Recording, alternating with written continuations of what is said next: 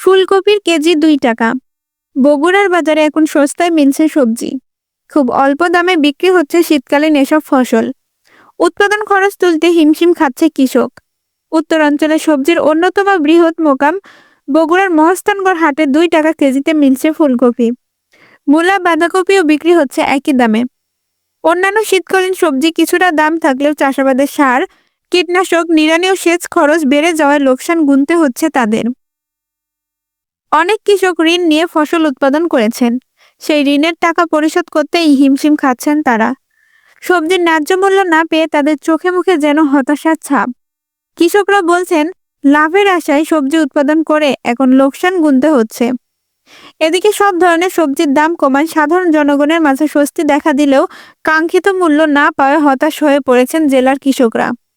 জানা যায়, শীতকালীন সবজি ভরা মৌসুমে মহাস্থানের হাটে সব ধরনের সবজি সরবরাহ বেড়ে গেছে। তবে দাম কম পেয়ে চাষিদের মাঝে হতাশা বিরাজ করছে। সাধারণ ক্রেতারা কম দামে সবজি ক্রয় করতে পেরে স্বস্তির নিঃশ্বাস ফেলেছেন। শীতের সবজিতে সরগম উত্তর অঞ্চলে সবজির অন্যতম বড় পাইকারি হাট বগুড়ার মহাস্থানগড় হাট।